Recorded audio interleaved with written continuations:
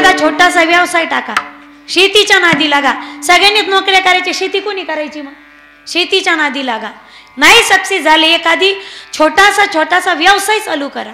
का करा माहितीये? केला तरच तुम्ही आतापर्यंत जे झाले माघ महिन्यामध्ये, पौष महिन्यामध्ये, इथून पुढे इसरलेली तुम्ही इसरलीच म्हणायचे. आता तुम्ही नरवरदेव अजिबात होऊ शकत नाही. प्रत्येक गावामध्ये सर्वे करा तुम्ही. थांबते मी, लगेच थांबते. प्रत्येक गावात सर्वे करा तुम्ही. 25च्या पुढचे 35च्या आतले फालकं लावून टेम्पो सावडतील नवरदेव. टेम्पो माझा आवाज येतोय ना तुम्हाला? टेम्पो नवरदेव सापडतील. अजूनही लोक शोधतायत मामाची, चुलत मामाची, मावस मामाची. ज्याला मामा आहे त्याने मामाला जीव लावणे. पोरगी असन तर ठीक, नाही तर तुम्हाला रडायला माणूस नाही. मग मला इमानदारीनं सांगा नारायण काका, 10 वर्षाच्या आधी लोक गुरुमामाला विचारित तरी होते का? आता गुरुमामाच्या मागं लागले. एक पोरगा म्हणे, ताई तुम्ही एवढं फिरतात, एखादी पोरगी तरी शोधून आणा माझ्यासाठी. मी म्हणलं दादा आम्ही त्या भानगडीत पडत नाही. चांगलं झालं तर देवाने केलं, वाईट झालं तर महाराज लोकांनी केलं. पण तुझं वय नेमकं किती? तो म्हणे 42. म्हणलं राहिले 8 वर्ष, कशाला बट्टा लावून घेतोस? राहिलेत किती भल्या माणसा. अगर लड़कियां ना होगी दुनिया परेशान, गलिया सुनसान, तन्हा इंसान, न जानो न जान, हर तरफ जय हनुमान.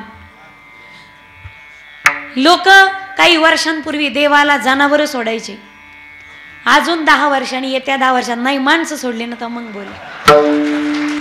आमचे थोरले चिरंजीव मसुबाला दान करण्यात येत आहेत. भाविकांनी महाप्रसादाचा साधू झोपडीत घुसत आहेत. सारे भगवेच भगवे. आणि हा भयानक काळ, ही वेळ आपल्यावरती येऊ नये असं वाटत असेल तर आजच सावध व्हा. प्रयत्न करा माईबाप. 8 तास कडकी स्त्रीचे कपडे घालून लोकांची गुलामगिरी करण्यापेक्षा स्वतःची मळालेले फाटके तुटके कपडे घालून स्वतःचा छोटासा व्यवसाय सुरू केलेला मला कधी मान्य राहील. असाध्य ते साध्य करीता सायास, कारण अभ्यास तुका म्हणे. ओले मुळ भीती खडकाचे अंग, अभ्यासाचे सांग कार्यसिद्धी. आपल्या भाषेत सांगू, केल्याने होता हे रे, आधी केलेची पाहिजे. लहरों से डर के नौका पार नहीं होती, और कोशिश करने वालों की कभी हार नहीं होती. पण माझी विनंती असेल माझ्या सर्व तरुण भावंडांना, शेवटचं चरण आणि हे 4-5 वाक्य फक्त तुमच्यासाठी. देव देश धर्म नीतिमत्ता याचं भान ठेवा. ज्या माय बापाच्या पुण्याने कोट्यावधीची स्टेट कमवली त्या माय बापाला कधी अंतर देऊ नका. एक लड़की देखने के लिए जाऊ तो 10-10 खड़ी रहती, ये जवानी का जज्बा है. पर एक माँ मर जाए तो लाखों में नहीं मिलती, ये माँ बाप की दुआ कसरे. जगात सगळं करा माय बाप, वाटेल ती साईड निवडा, काय करायचं ते करा. विनंती माझ्या सगळ्या तरुण भगिनींना, उभ्या आयुष्यामध्ये लग्नाचा निर्णय घेत असताना बापाला डावलू नका. पळून गेलेल्या पोरीला पुन्हा जगात माहेर उरत नाही. आवडला एखादा सांगून पहा, बापाने लग्न करून दिलं तर ठीक, बापाने नकार दिला या पाठीमागे बापाची काहीतरी पार्श्वभूमी असते. जगात 4थी पोरगी जन्माला आली, घरात अख्खं घर रुसलं होतं. जिला झाली तिनं 2 तास पोरगी सुद्धा पाहिली नाही, स्तनपान दिलं नाही. आपली माय होती ती. आजी रुसली, माय रुसली, पण 4थी पोरगी झाली तरी एकटा बाप आपल्या जन्मावरती आनंदात होता. हे काय पाप आहे त्या बापाचं? अरे गरीब बाप होता, फाटकी चप्पल त्याने खेळा मारून घातली महिनाभर, पुढे ढकलली, महिनाभर वापरली आणखी. पण पोरगी कॉलेजला जाते, हलकी का होईना, पण नवीन चप्पल घेऊन दिली. असं काय त्या बापाचं पाप झालं? पोरी पळून जाऊन लग्न करू लागल्या. मी कोणाला उद्देशून बोलत नाही आणि कोणाला दुःखी करण्याचा माझा मानस नाही. माईबाप गरीबीचा बाप होता, महिनाभर बापाने दाढी केली नाही, पण उशिरा का होईना 2 दिवसांनी, पण पोरीची कॉलेजची फी भरली. हे काय त्या बापाचं पाप आहे? असं काय चुकलं त्या बापाचं? पोरी त्यांच्या विरोधात जाऊन लग्न करू लागले. तुम्ही 2च तास मग काय पहा, कॉलेजमध्ये तो पोरगा काय करतो हे पाहतात, पण दिवसातले 22 तास तो पोरगा काय दिवे लावतो हे पाहण्याचं काम आमचा बाप करत असतो. 2 वर्षाच्या ओळखीसाठी 18 वर्षाच्या प्रेमाचा गळा नका ग दाबू माझ्या भगिनीने. हे आपले दुश्मन नाही. मी प्रेमाच्या विरोधात नाही. आज वासनेला प्रेमाचे नाव दिले, 35 तुकडे केले जातात. प्रेम नाही, वासना आहे. वासनेचं नाव प्रेमाला देऊन प्रेमाचा अपमान करू नका, दादांत चुकीचं पण आहे. प्रेम अतिउच्चार सरोवरातलं कमळ आहे. आज आम्ही चिखलात आणून घातले, ते वासनेचे कपडे घातले त्याला. चुकीच्या गोष्टीत प्रेम करू नका असं म्हणणार नाही, प्रेम करा. पण ज्या जन्मदात्या बापानं आपल्यासाठी वर नियोजित केला, लग्न झाल्यानंतर त्या झालेल्या नवऱ्यावर काय प्रेम करायचं तर करा, आयुष्यभर काय प्रेम करायचं तर करा. माझी अपेक्षा होती मला इकडून टाळे येतील म्हणून, अपेक्षा होती मला. लग्न झाल्यावर नवऱ्यावर काय प्रेम करायचं तर करा, पण आयुष्याचा निर्णय कधी चुकू देऊ नका. 4-5 वर्ष आहेत पोरीचे, आयुष्यच किती आमचं माहेरी.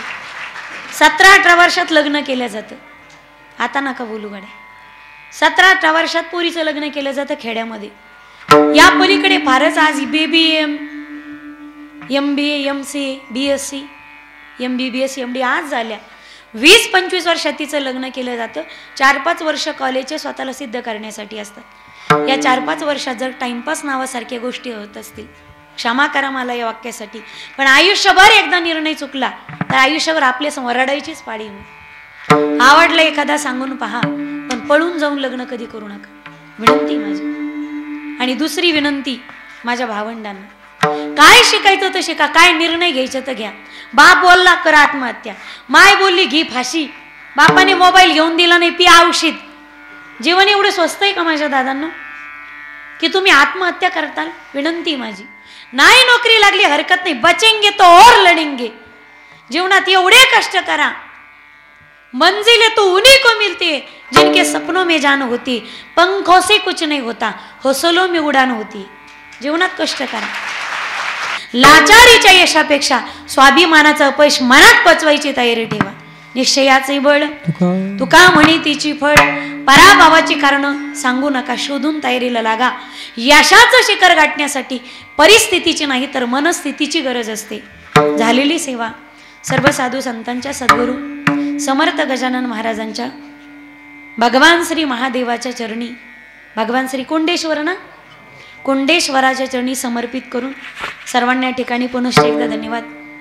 ज्यांच्यामुळे येण्याची संधी प्राप्त झाली, नारायण काका असतील, रामदेव भाऊ असतील, या दोघांना पुनश्च एकदा धन्यवाद. या दोघांसाठी एकदा जोरदार टाळी वाजवा.